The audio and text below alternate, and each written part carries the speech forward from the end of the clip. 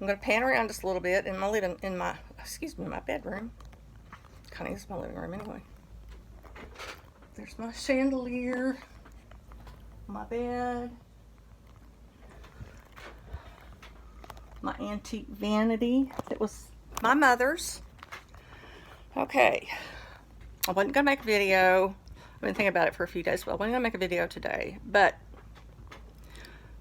it's the Democrats' fault. So if you don't like it, blame them, not me, okay? I think that the people that have been in Washington a very long time, and that includes some Republicans, some of them have been there too long, I think, they forget what it's like in the real world, where people work hard for a living. They work 6 or 7 days a week, some weeks, most weeks. They get a wage, not a salary. Now, we have a really good deal with the post office because the post office pays for part of our insurance. We have Blue Cross and Blue Shield Federal, and that is the Cadillac of insurance, I'm here to tell you. I'm so grateful for it, completely 100% grateful for it.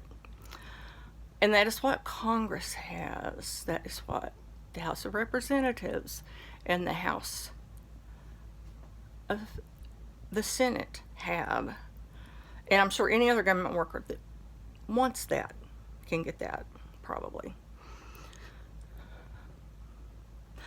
My husband has worked for the post office for 26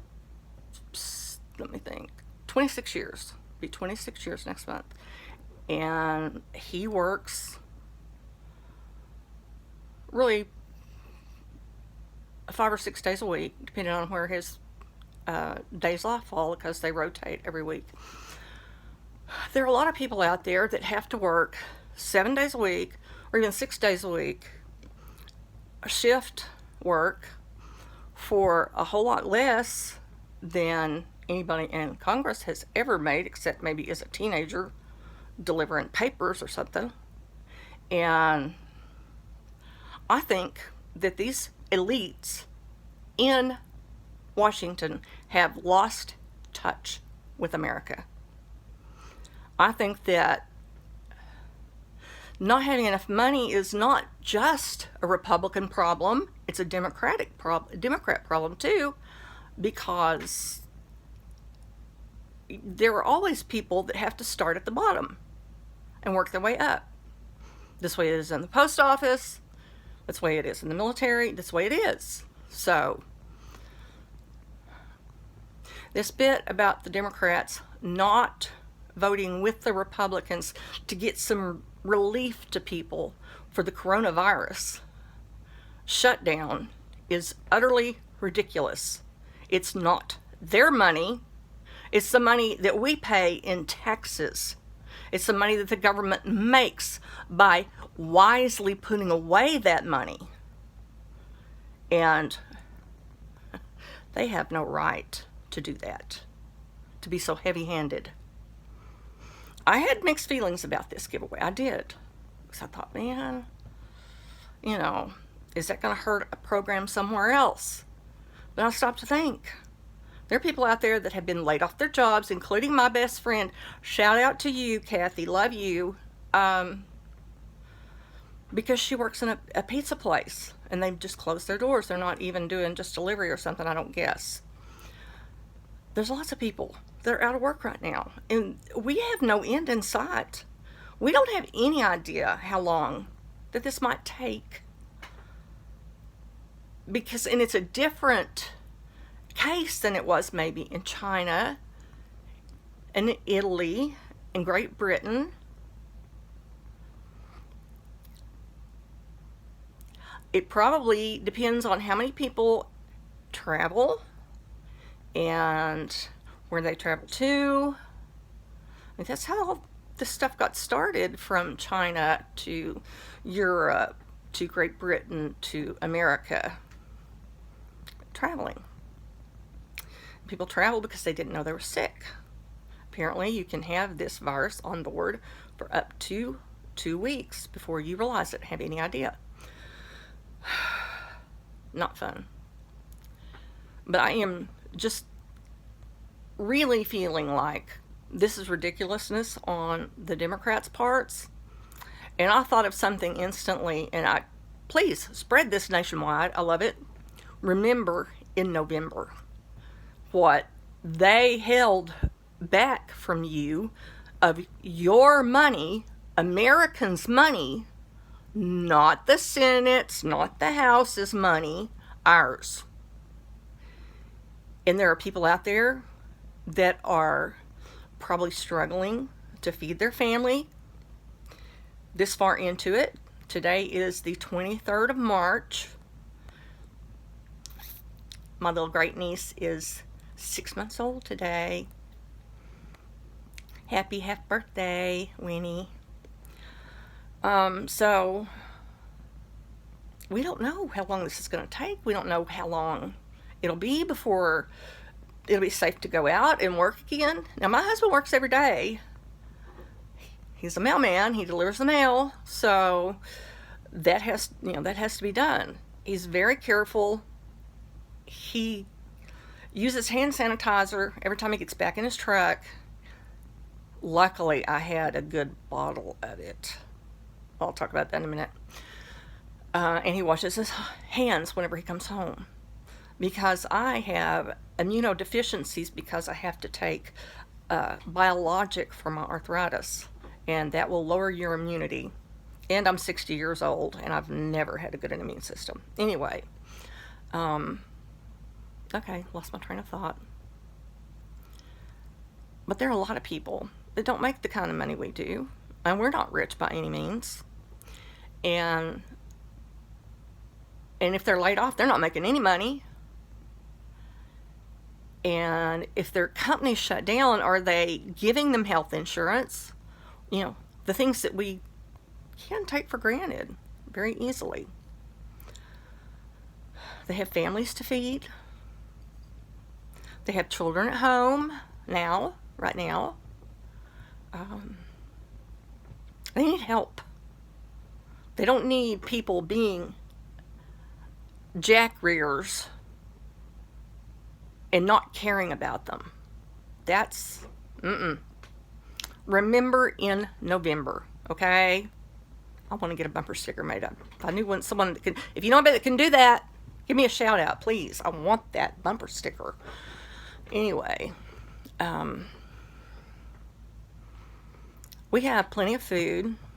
My husband can go out and shop. Now, I went out a couple times last week just to like Dollar General and Dollar Tree. But I'm not going to do that anymore. Because the reality's soaking in pretty well that if I go out, excuse me,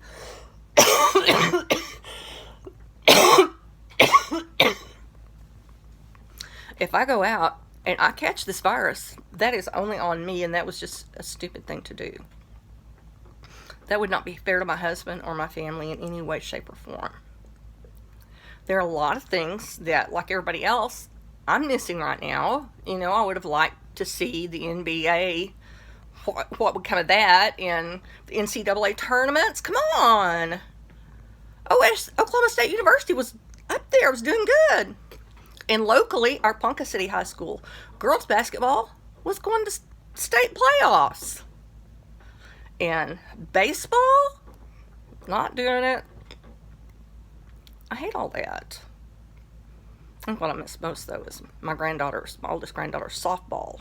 That's fun to watch.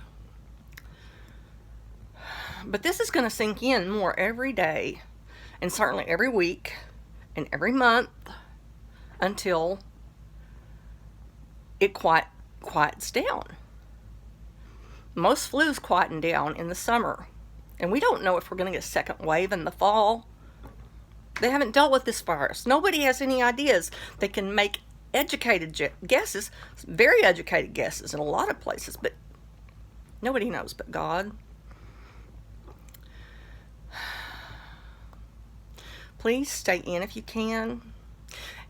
For those of you that have a good mask that you can wear, offer to pick up a couple of groceries for your neighbor that can't get out, maybe an elderly person that doesn't drive anymore like me. You know, help out if you can. And for those of you that are the ones staying in the house 24/7, looking in your cupboard and thinking, man, there's not really enough there, and looking at your children thinking, man, I don't have enough to feed them. I can't feed them macaroni every meal, you know? God, please help us. Help us all. Help these people with these needs, Lord.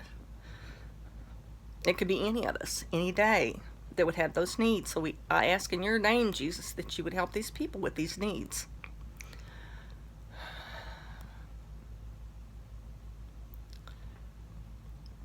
I'm missing church. My husband and I sing on worship team, and to not go to practice last week and have no church. Well, our youth pastor preached because our regular pastor's out of town on vacation with his kids and grandbaby. And there were the music minister, the youth pastor, a drummer who's a teenager. The youth pastor also played the guitar. I don't think our pianist was there. I think that our music pastor was playing the piano part on the keyboard. I can't be certain of that because nobody panned to the piano to see. So, but they started putting our services up on Facebook about a year and a half ago, maybe. So that's been really handy. And it's helped a lot of people out, when they can't get out, if they're elderly and don't have a ride or they're not able to. So that's great. I love worship team. I love praising the Lord. I love singing. I love helping people out. I really miss that. But it's really going to break my heart if we can't have Easter. I feel like my family will have it one way or another. If it has to be in July, please Lord, not July. It's so hot in Oklahoma in July. Because my sister's granddaughter will be having her first Easter. And these firsts are so important. Because over her life, we will forget a lot of things, but her firsts, we'll remember those. We'll remember her dedication, and her first birthday is going to be a big blowout, I guarantee it. My father, who's the only parent my husband and I have between us, is 86 years old. He's not in wonderful health. He's diabetic, and he's stubborn as he can be, as stubborn as the Oklahoma wind. And he's not going to be with us forever. I know this. I hate missing time with him. I hate the thought, because he goes and gets his mail every morning. I bet he's still doing that because he likes to get out and see people. I'm afraid to ask him. I guess I could ask my sister. She'll know. But I had hip surgery just a month and a half after my great niece, Aowen Autumn, beautiful name, after she was born. And I couldn't go down there because I'd had back surgery and then I had hip surgery. So they brought her up here to see me. And that was wonderful. And then we went down there Christmas, I guess. No, I can't remember. I know we did Thanksgiving here in town with my husband's brother and his wife. How quickly the memory goes. The family's so important right now. And everybody's going to be wanting to go and see their family and see how they're doing. And what about the people that can't afford to call long distance?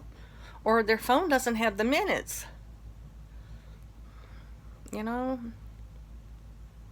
I take a lot for granted. I take for granted the fact that with Steve working for the post office, we can afford phones, we can afford pretty good minutes and everything. I don't have to worry about it. Don't even give it a second thought, really. But there's so many people out there that are going to suffer so badly, and I'm worried for the elderly that are, 65 and up, And some of them are housebound, some of them are even bedbound. And I assume right now that people that care for these people, like home health, are coming in. But, you know, if this spreads to the medical community, it could be very, very bad. There'd be a lot of things that'll go by the wayside. Anyway, I don't want to keep on this too long. I don't want to bore anybody.